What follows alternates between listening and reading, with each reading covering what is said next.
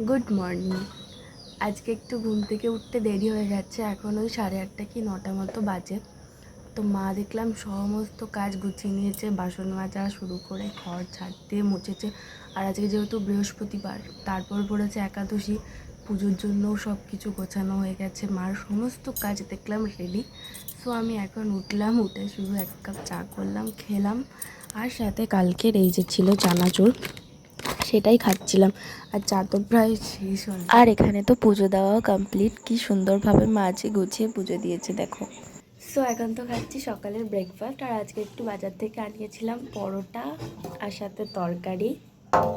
আর এটা কিন্তু পেটাই পরোটা। সো একটাই এত ভালো লাগে পেটাই পরোটা খেতে। তোমাদের কার কার ভালো লাগে অবশ্যই একটা কমেন্ট করে যেও। সো এখন যাচ্ছি পড়তে, পড়ে এসে তারপর আবার তোমাদের সাথে শেয়ার করছি বাকি পার্ট।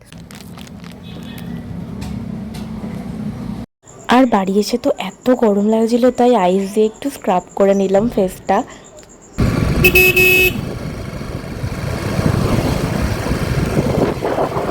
আর সন্ধ্যাবেলা চলে গেছিলাম একটা বোর্ড কিনতে। অ্যাকচুয়ালি বোর্ডটা আমার অনেক দিন থেকেই দরকার ছিল। এখন যাচ্ছি ফুচকা খেতে সন্ধ্যাবেলায়।